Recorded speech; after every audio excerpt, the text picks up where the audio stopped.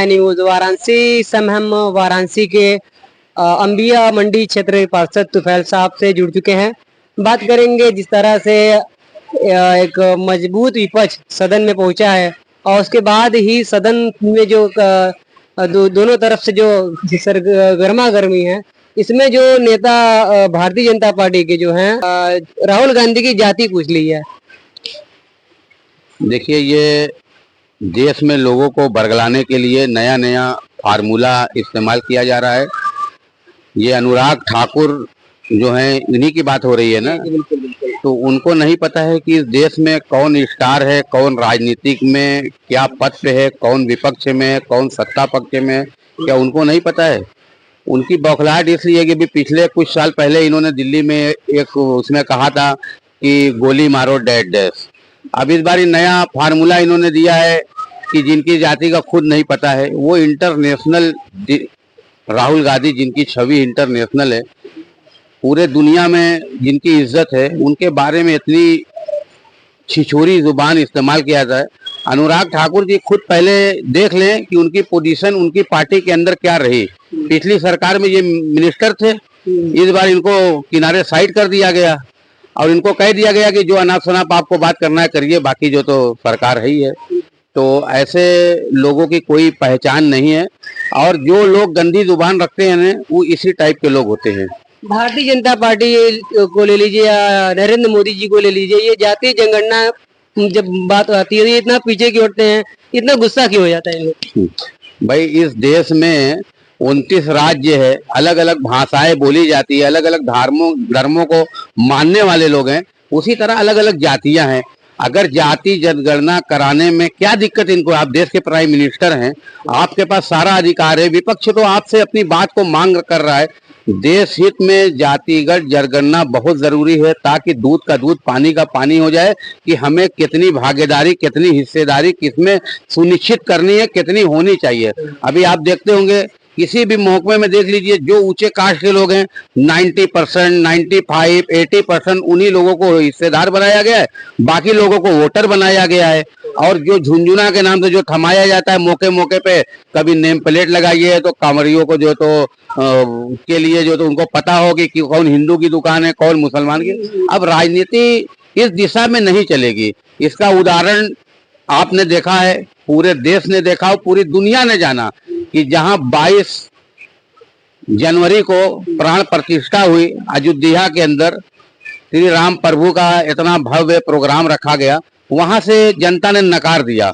और किसको जिताया? कौन सांसद हमारे देश के हुए जिनको मंदिर में जाने से रोका जाता है, उनको फैजाबाद अयोध्या के लोगों ने जनप्रतिनिधि सांसद बनाकर देश को संदेश दिया कि हमारे लिए जनप्रतिनिधि सर्वोपरि है, ना कि किसी जात धर्म का हमारे लिए कोई विशेष नहीं है।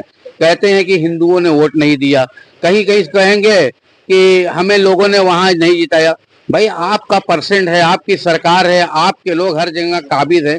अगर अयोध्या ने आपको संकेत दिया है, बद्रीनाथ भी आप अभी हाल ही में आप आ रहे हैं, तो कम से कम अब इन सब चीजों से हट करके जो देश की राजनीति के अंदर जो हिंदू मुसलमान को, जो देश के 82% गरीबों को जो चीज होनी चाहिए, उस पे जब सरकार काम करेगी तो सब सही रहेगा। लेकिन सरकार पता नहीं किस चीज से डरती है, कौन लोगों के लिए काम करती है, कौन लोगों के लिए वो भला करना चाहती है। जो गरीब बढ़ते चली जा रही है। अभी पिछले दिनों बजट आया, बजट में बड़ा कहा गया कि सोने का रेट कम कर दिया गया। तो अच्छा बताइए, किसके पास पैसा सोना खरीदने के लिए है? गरीब परिवार देश के अंदर 82% गरीबी रेखा के नीचे और गरीबी रेखा के आसपास जो लोग जीते हैं, क्या उनके पास सोना खरीदने के लिए पैसा है?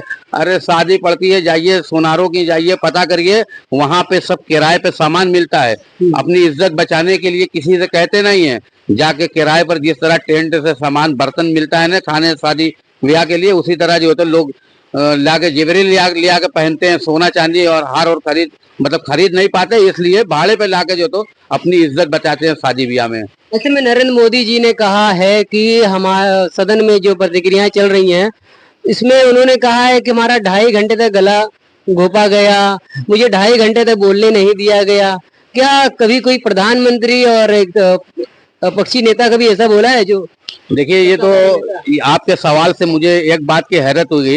अभी तक तो देश और दुनिया जानता है कि सदन के अंदर एक ही प्राइम मिनिस्टर है, एक ही मोदी जी हैं।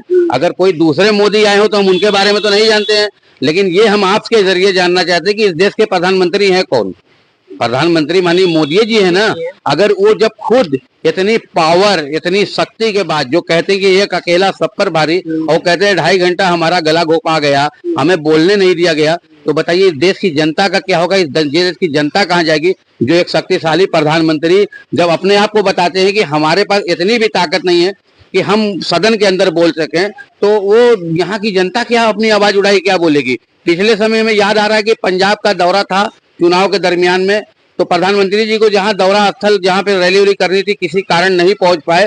अब जब वहां से लौटे तो उन्होंने कहा कि अपने मुख्यमंत्री जी को धन्यवाद देना कि मैं जान बचा के चला आया। एक तरफ देश की रक्षा सुरक्षा उनके हाथ में, और वो हम लोग भी गर्व करते हैं कि हमारे देश के प्रधानमंत्री बड़े शक्तिशाली हैं। हर मोड़ पे, हर पाकिस्तान में घुस के मारने की बात आती है, दुनिया में कहीं भी लोग इनसे मदद मांगते हैं और ये कहते हैं कि मैं किसी तरह जान बचा के चला आया।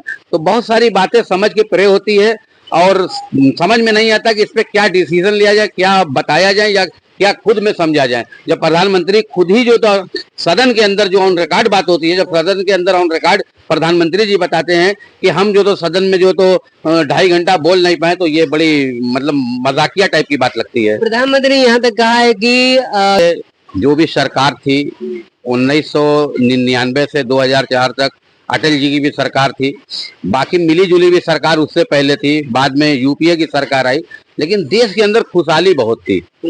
देश के अंदर खुशहाली बहुत थी, भय कुछ नहीं था। हर आदमी किसी भी वर्ग का, किसी भी धर्म का मानने वाला पूरी आजादी के साथ जीता था। वो अपने मन माफिक तरीके से हर जगह आता जाता था।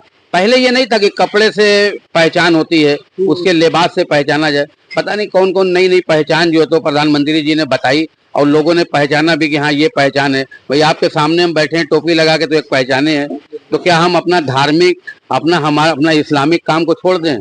तो वो राजनीतिक विषय है। चुनाव के समय अगर कभी ये सब बातें आती है तो लगता है कि चलो भाई ये चुनावी एजेंडा मुद्दा है, और जब चुनाव खत्म हो जाता है तो आदमी को, हर आदमी की जिम्मेदारी है कि भाई अपने अपने रोजी रोजगार पे और एक दूसरे की मेल मोहब्बत जैसे बनी रहती है, जो बनारस के अंदर खातों से गंगा जमनी तहजीब जो कही और मानी जाती है। अभी आप चले जाइए घाटों पे, देखिए कौन लोग घाट पे घूमने और टहलने जाते हैं, क्योंकि कोई भेदभाव नहीं है। मगर सरकार नहीं चाहती कि लोग आपस में मेल जोल बना के रहें, इसलिए कुछ इस ढंग का सवाल आता रहता है। ठीक है, बहुत अच्छा लगा बात करके। तो पहले